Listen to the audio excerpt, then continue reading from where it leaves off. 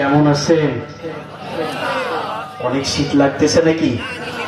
আজকে ইমানের পাওয়ার দেখাতে রাজি আছে তো ইনশাআল্লাহ? বেশি মানুষের দরকার নাই। বদরের যুদ্ধ কত জানি? 313 জন মাত্র। আর কাফেরদের পারছিল। কারণ কি মুসলমানদের কিসের জোর ছিল? ইমান। আজকে সেই ইমানের জোর দেখাতে রাজি আছেন তো ইনশাআল্লাহ? আলহামদুলিল্লাহ নাহমাদুহু ওয়া নুসাল্লি আলা রাসূলিহিল কারীম। أما بعد فقد قال الله تعالى في كلامه المجيد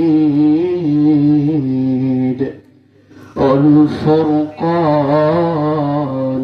الحميد. شكرا يا مشرق. أعوذ بالله من الشيطان الرجيم. بسم الله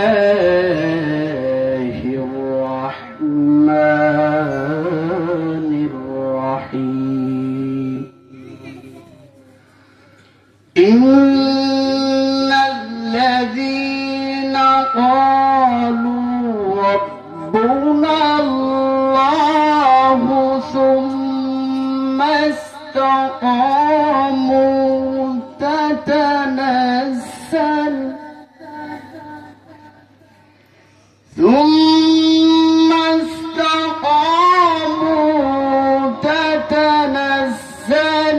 عليهم الملائكة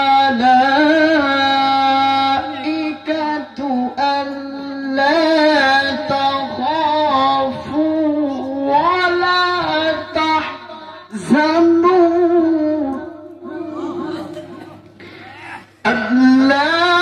تخافوا ولا تحزنوا وأبشروا بالجنة التي كنتم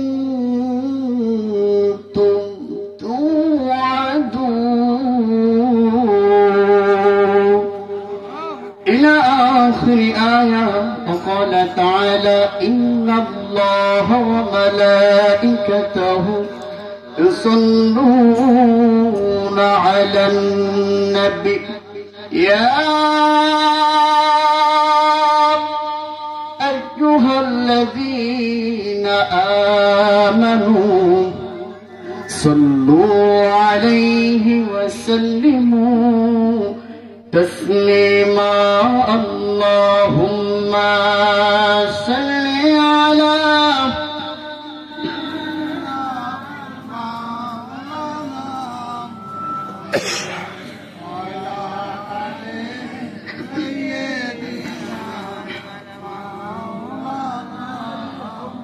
শুনে না তো মাহমুদপুর এলাকাবাসী,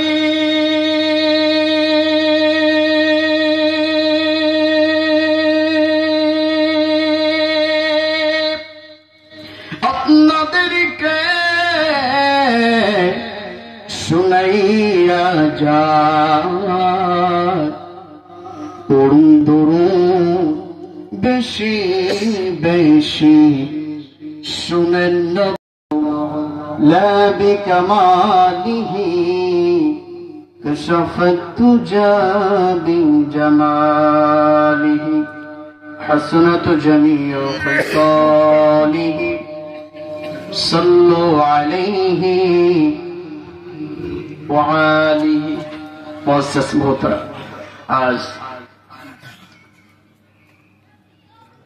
মাহমুদপুর পূর্বপাড়া জামে মসজিদ প্রাঙ্গণ কর্তৃক আয়োজিত আজকের এই তাফসীরুল কোরআন মাহফিল।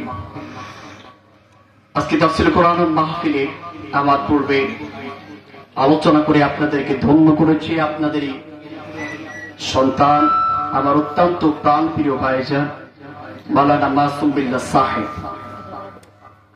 এবং এর আগে অনেক ওলামায়ে কেরামগণ হজ করেছেন এবং আমার সামনে আমার প্রাণ প্রিয় দিনদার পরহেজগার মুত্তাকি ভাই বাবা জিরা পদ্মার আলে আমার সম্মানিত মা বোনেরা, সকলকে আমি আবারও অন্তরে অন্তরে স্থল থেকে আবারও সালাম জানাচ্ছি। আসসালামু আলাইকুম ওয়া রাহমাতুল্লাহি ওয়া বারাকাতুহু। সালাম দেওয়া কি বলেন না? সালাম দেওয়া সুন্নাহ, জবাব দেওয়া ওয়াজিব। প্রাণ খুলে সালাম দিলে ঈমান হবে সজীব। সালাম দিবেন জোরে, গুনাহ যাবে জোরে, আপনার অন্তরটা যাবে মরে। মহান সুবহানাহু ওয়া তাআলা নূরে সুবহানাল্লাহ বলবেন না? আমি একটাই দাবি রাখি, আমি যেখানে প্রোগ্রাম করতে চাই একটাই দাবি রাখি, সেটা হলো এই, আমি যে অফ করতে আসছি এখানে আধা ঘন্টা 1 ঘন্টা 1.5 ঘন্টা আলোচনা করব, আর আপনারা বসে বসে পোল্ট্রি মুরগির মতো জিমাবেন, এটা কি হবে? আমার ফিলিংস যেন এমন না হয় একটা সেকেন্ডের জন্য যে আমি কবরস্থানে বসে কথা বলছি। কারণ কবরস্থানে যদি কথা বলা যায়, যদি বলা হয়, তাহলে কোনো সারা শব্দ পাওয়া যাবে। আমি জানি মুসলমানদের একটাই রেওয়াজ, মুসলমান সত্যের প্রতি হকের পথে দেয় আওয়াজ, কিন্তু বর্তমান প্রেক্ষাপটে সেই মুসলমান এই হকের আওয়াজ করেছে বন্ধ। এই জন্য গোটা পৃথিবীর বাতিলের সাথে মুসলমানদের বেঁধে গিয়েছে দ্বন্দ্ব। আমাদের কপাল মন্দ মনে লাগে সন্দেহ, আল্লাহর বিধান না মানার কারণে জান্নাতের দরজা করে দিতে পারে বন্ধ করে, বলে ঠিক কিনা? আমার আল্লাহ এখান থেকে 1000 বছর আগে জানিয়ে দিয়েছে, যারা আল্লাহ রাসূলের বিরোধিতা করবে, কোরআনের বিরোধিতা করবে, তারা অনন্তকাল জাহান্নামের আগুনে জ্বলবে। আমার আল্লাহ জান্নাত জাহান্নামের সরকার। এই জন্য এই কোরআনকে বলার দরকার। কারা কারা মানতে রাজি আছেন তো হাত তুলে আমার আল্লাহকে দেখা। বীর মুসলমান ধরাল কোরআন, ফেরানো সেই হারানো সম্মান, নারায়ে তাকবীর। আরে মিয়া ভাই, আমরা এই আল্লাহু আকবার নারায়ে তাকবীর আল্লাহর নামে স্লোগান 15-16 বছর ধরে প্রাণ খুলে বাংলার জমিনে দিতে পারি নাই। আজ আল্লাহ আমাদের উন্মুক্ত করে দিয়েছে। এই বাংলার জমিনে আল্লাহু আকবারের ধ্বনি হবেই হবে ইনশাআল্লাহ। বীর মুসলমান ধরাল কোরআন, ফিরানো সেই হারানো সম্মান, নারায়ে তাকবীর, নারায়ে তাকবীর, নারায়ে তাকবীর, আল্লাহু আকবার। কোন তাকবীরই ধরি ধরায় একবার। বীর মুসলমান ওরে যে আওয়াজে, ওরে মুসলমান ভয় কাঁপিত কোরআনের দুশমন। যে আওয়াজে ওরে মুসলমান ভয় কাঁপিত কাফের ও বেঈমান। সত্যের সেই হুঙ্কার তোরে আবার, সত্যের সেই হুঙ্কার তোরে আবার। বাদ দুনিয়া ভেঙ্গে কররে চুরমার। বীর মুসলমান নারায়ে তাকবীর, নারায়ে তাকবীর।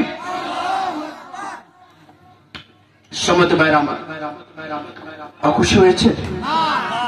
আমার প্রতি কেউ রাগ করেছে? ভুল কিছু বলেছি? আলোচনা চলবে? বলবো কথা? কতক্ষণ? কতক্ষণ?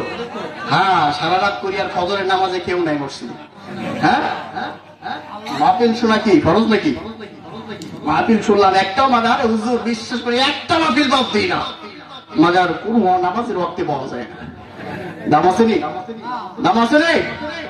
আমরা সর্বপ্রথমে সে মহান সুবহানাহু ওয়া তাআলার শানে শুকরিয়া জ্ঞাপন করছি যে মহান মালিক আমাদের অত্যন্ত দয়া করে মায়া করে এমন একটা জান্নাতের বাগান যেখানে আসতে পরে সগীরা গুনার গোলা গাছের পাতার মতো ঝরে পড়ে। সুবহানাল্লাহ। যেন আমরা খুশি না বেজার? সেই খুশি ভরা কণ্ঠে আমরা সকলেই সে মহান রবের শানে শুকরিয়া জ্ঞাপন করছি। সকলে বলছি আলহামদুলিল্লাহ। দরুদ ও সালাম পেশ করছি সেই মানবতার দিশারি, সকলে বলছি সাল্লাল্লাহু আলাইহি ওয়াসাল্লাম। সবাই শুনবো, কথা হবে অল্প, করবো না কোনো গল্প, ভূমিকা ছাড়াই আমার আলোচনার দিকে চলে যাব। আমি আপনাদের মাঝে পবিত্র কোরআনুল কারীম থেকে 24 নম্বর পারা, সবাই বলেন, মনে করে রাখবেন, 24 নম্বর পারা, 41 নম্বর সূরা, সূরাতুল হামিম সাজদা, 30 নম্বর আয়াত আমি তেলাওয়াত করেছি। 9 নম্বর আয়াত, আসুন এই আয়াতে কারিমার ভিতরে আল্লাহ কি বলে? ইন্নাল্লাযীনা ক্বালু রাব্বুনাল্লাহু সুম্মা ইসতাকামু তাতানাজ্জালু আলাইহিমুল মালাঈকাতু আল্লা তাখাফু ওয়া লা তাহজানু وأبشروا بالجنة التي كنتم توعدون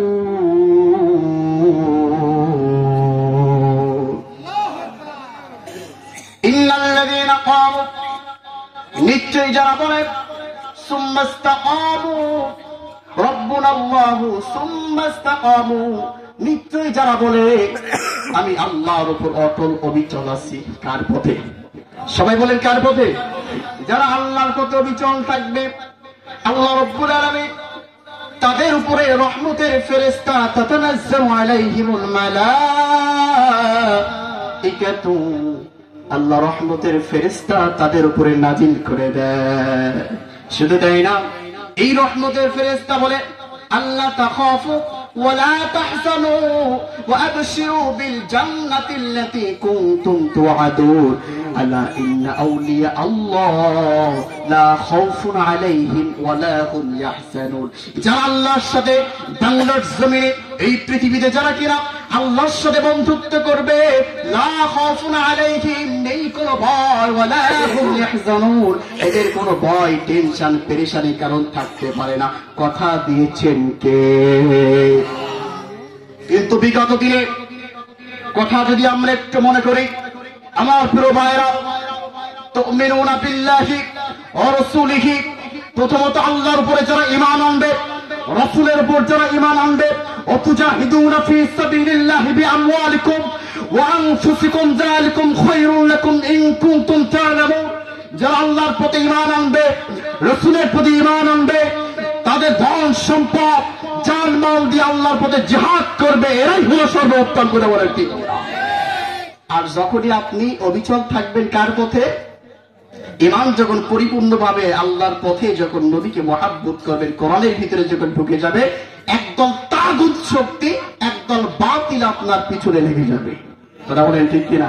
তাই যদি না লাগতো, বিগত দিনের যদি আমরা ফলো করি, আমরা এই বাংলার জমিনে আল্লাহর জমিনে আল্লাহর দ্বীন কায়েম হবে, আল্লাহর জমিনে আল্লাহর কোরআনের কথা হবে, আইন যার হুকুম যার আইন চলবে তার, এই কথা যখন আমরা বলতে চাই মঞ্চে, আল্লাহর কোরআনের কথা যখন আমরা বলতে চাই, হঠাৎ করে কিছু বেয়াদবে তারা এই কোরআনের মাহফিলকে বন্ধ করে দেয়। তারা বলে ঠিক কিনা?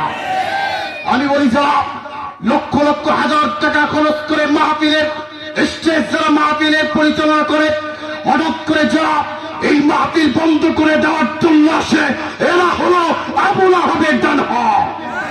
আর যারা প্রশাসন অনুযায়ী যারা এসে হামলা মামলা করে বক্তাদেরকে, আলেমদেরকে তারা কি করে নির্ভয়ভাবে তাদেরকে জুলুম করা হয়, ফাঁসির কাস্টে ঝুলানো হয়, জেল জরিমানা স্বীকার করানো হয়, এরা হলো আবু লাহাবের বাবা। অর্থাৎ এই দুই হাত ধ্বংস হয়ে গেছে। কথা বলেন ঠিক কিনা? কিন্তু এখনো চুলকানি আছে। কিন্তু কি মনে করছেন সব ক্লিয়ার হয়ে গেছে? এটা মনে করছেন কেউ? না না, এখনো জর্জাপটার সামনে আছে। ইসলাম এই বাংলার জমিনে আপনি বাংলার জমিনে আসে নাই। তোরা বলেন ঠিক কিনা?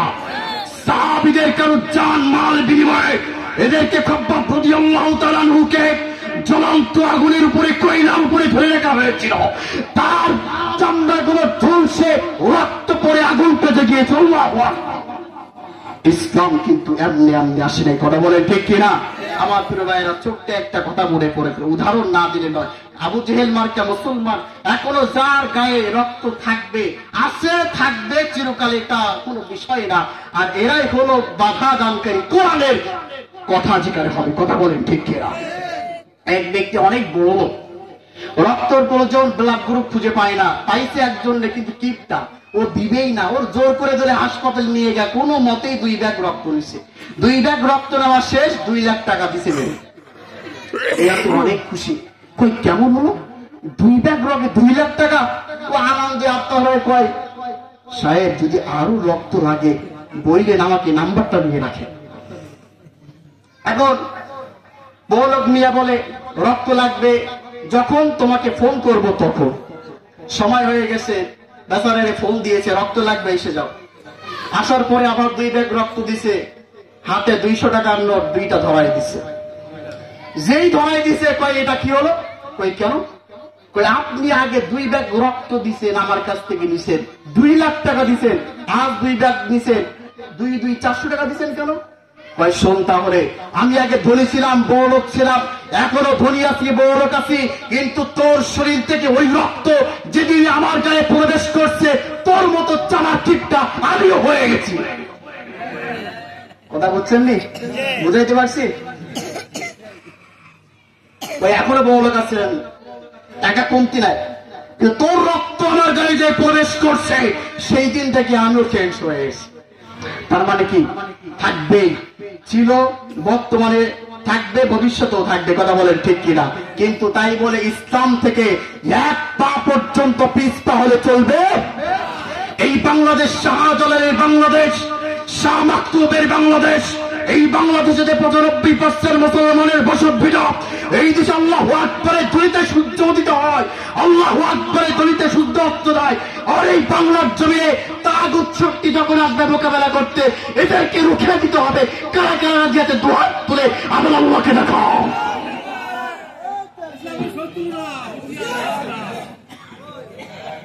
আমার প্রিয় ভাইয়েরা, আসুন আমার আলোচনার দিকে চলে যায়।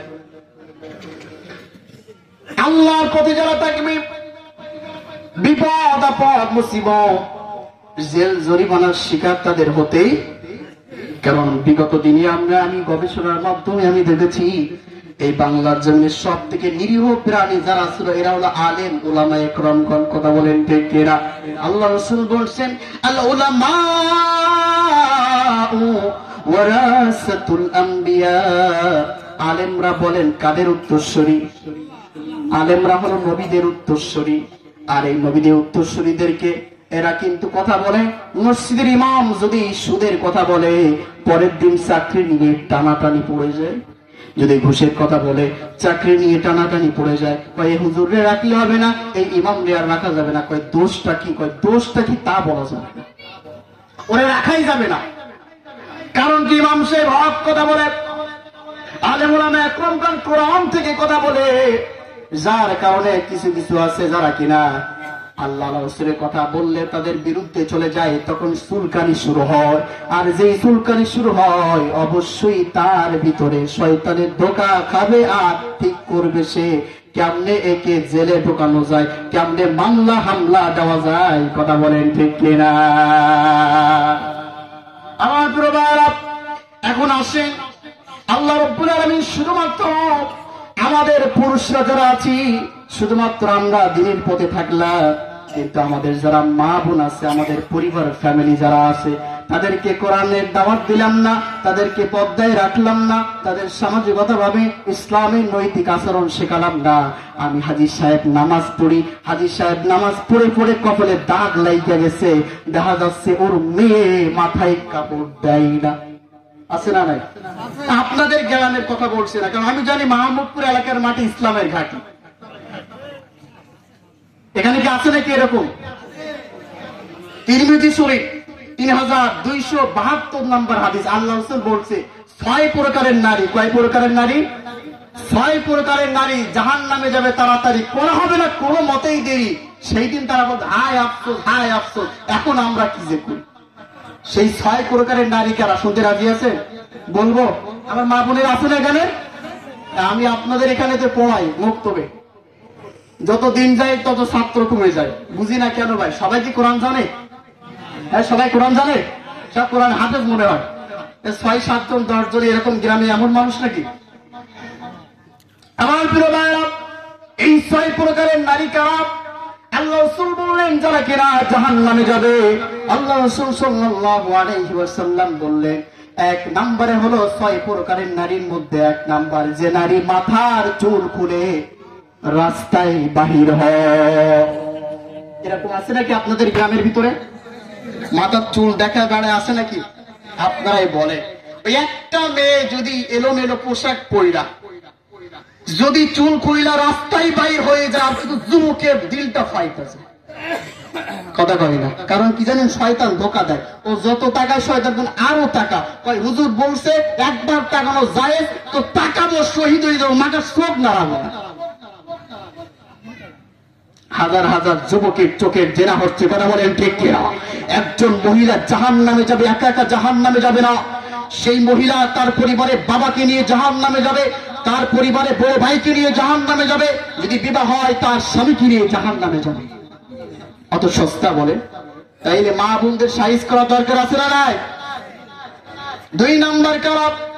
যারা স্বামীকে সম্মান করে না, স্বামীর উপরে কথা বলে। এইরকম নাই, স্বামীকে সম্মান করে না, স্বামীর উপরে কথা বলে। আমার মনে হয় এরকম কেউ নাই। আসেনি? এখানেও আছে।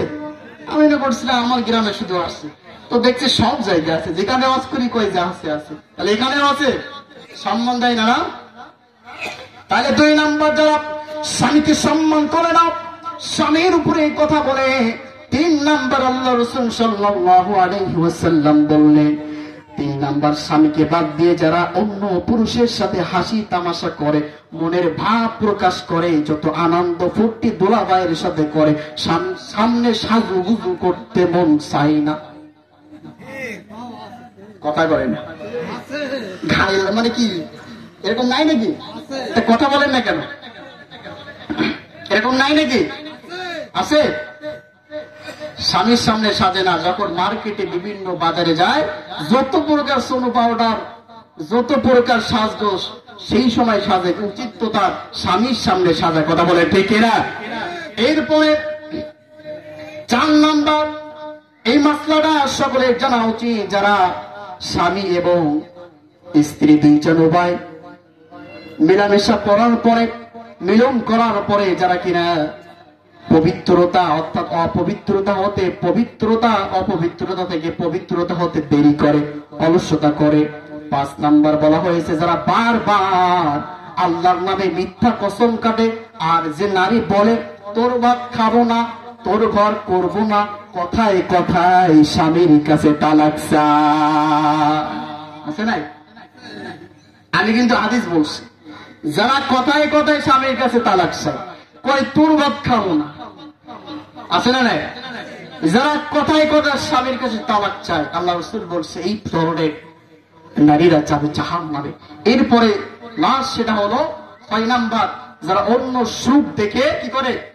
হিংসা করে। আমার প্রিয় ভাইরা, তো আপনাদেরকে আমি মূল পয়েন্ট, আমার সময় বেশি না, তো আমি যে কথা বলার জন্য এখানে এসেছি, আমার একটা উদ্দেশ্য ভাইরা আমার, যারা কোরআন পড়বে না, যারা কোরআন পড়বে না, জানে না, জানার চেষ্টা করে না, জানে কিন্তু পড়ে না, বোঝার চেষ্টা করে না, মানার চেষ্টা করে না, এদের জন্য আল্লাহ পাক শাস্তির ব্যবস্থা করেছে 3টা। কয়টা? 3টা। সূরা তাহা 124, 25, 26 নম্বর আয়াতে দেখবেন। 1 নম্বরে ওদের জীবনটা সংকট করে দেওয়া হবে। এই সংকটের 2টা ব্যাখ্যা। একটা হলো তাদের দুনিয়ার জীবনে কোটি কোটি টাকার সম্পদের মালিক হবে, অথচ তার জীবনে কোনো সুখ শান্তি বরকত নামক জিনিসটাই থাকবে না। অথচ একটা রিক্সা চালায় 200-300 টাকা ইনকাম করে দিনে ডাল ভাত খেয়ে রাতে আরামসে ঘুমায়। কথা বলেন ঠিক কিনা? আরেকটা হলো কবরের জীবনকে সংকট করে দেবে, আযাব দিবে। ডান বাড়ের পাজরে হাড় গুলা বাম পাজরে চলে যাবে, বাম পাজরে হাড় গুলা ডান পাজরে চলে আসবে, আযাব দেওয়া হবে, আর কিয়ামতের ময়দানে সে অন্ধ হয়ে উঠবে। যারা কোরআন জানে না, জানার চেষ্টা করে না, এরা অন্ধ হয়ে উঠবে কিয়ামতের ময়দানে। আল্লাহকে বলবে, আল্লাহ আমি তো অন্ধ ছিলাম না, তাহলে অন্ধ করে উঠালে কেন তুমি আমাকে? আমার তো দুনিয়ার চক্ষু ছিল। আল্লাহ বলবে, তোকে তোর কাছে এইভাবে আমার আয়াতটা এসেছিল, কিন্তু তুই অস্বীকার করেছি, তুই ফিরে গিয়েছিলি, আমার আয়াতকে তুই প্রাধান্যতা দিস নাই, আজও আমি এমন ভাবে তোকে ভুলে গেলাম। আল্লাহ যদি এই কথা বলে যে তোকে ভুলে গিয়েছি, তাইলে আর কোন উপায় আছে বলেন ভাইরা আমার? এই জন্য বলে, পড়ো না কোরআন কেন বুঝো না কোরআন, মানো না কোরআন,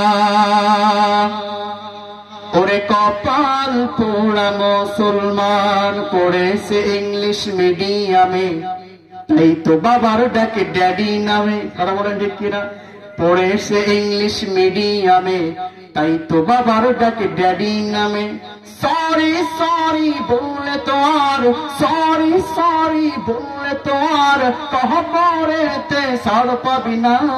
পড়ো না কোরআন কেন বুঝো না কোরআন, মানো না কোরআন, ওরে কপাল পোড়া মুসলমান। মডার্ন যুগের সব মডার্ন বিবি দেখে ভারতের হিন্দি ছবি। দেখে নাকি? আমাদের সিরিয়াল দেখে মা বোনেরা, দেখে? তা আপনারা কি করে? আপনারা বসে বসে দেখেন, সিরিয়ালে পাগল হইল, ও সিরিয়ালে পাগল হইল সারা জামানা, নামাজ পড়ে কিন্তু সিরিয়াল দেখা মা বোনেরা দেখতে ভোলে না, ঠিক না? মডার্ন যুগের সব মডার্ন বিবি দেখে ভারতের হিন্দি ছবি, হিন্দি ফিল্মের ডায়লগে আর, হিন্দি ফিল্মের ডায়লগে আর কহবরেতে ছাড় পাবি না। পড়ো না কোরআন, কেন বুঝো না কোরআন, মানো না কোরআন, ওরে কপাল পোড়া মুসলমান। সমতে ভাইরা আমার, আমি আর দীর্ঘায়িত করবো না, মেহমান আসছে আলোচনা করবে। আমি আপনাদের কাছে একটা মাত্র অনুরোধ করব, আমি আপনাদের এই যে নুরানি মক্তব বয়স্ক কোরআন শিক্ষা কেন্দ্রে আমি মাগরিবের পরে বয়স্ক যারা আছে তাদেরকে আমি পড়াই। তো আমি আপনাদের কাছে অনেক দিন ধরে দাওয়াতি কাজ করবো বলে দেখছি, বাসায়ও গিয়েছি, আজকে একটা আল্লাহ সুযোগ করে দিয়েছে। আপনারা সকলেই চেষ্টা করবেন মাগরিব থেকে ঈশা পর্যন্ত, আপনারা বাজার ঘাটে বিভিন্ন জায়গায় থাকেন, এই সময়টা যে নষ্ট করছেন কিয়ামতের দিন আল্লাহর সামনে আপনি জবাবদিহিতা করতে পারবেন না। এই সময়টা আল্লাহর পথে দেন। আপনারা সকলে যারা কোরআন জানেন না অবশ্যই আসেন, কোনো লজ্জা নাই, কোনো লজ্জা নাই, আপনারা নির্বিধায় আপনারা আসেন। আল্লাহ পাকের ইচ্ছায় আমি আপনাদের কোরআন শিক্ষা দিব। আল্লাহ পাক এই মহল্লাবাসীকে সকলকে যেন কোরআন জানা, বোঝা, মানার তৌফিক যেন দান করে, সকলে বলছে আমিন। এবং আপনারা সকলে আমার জন্য দোয়া করবেন, আমিও আপনাদের জন্য দোয়া করব। আখিরি দাওয়ানা আলহামদুলিল্লাহি রাব্বিল আলামিন। আসসালামু আলাইকুম ওয়া রাহমাতুল্লাহি ওয়া বারাকাতুহু।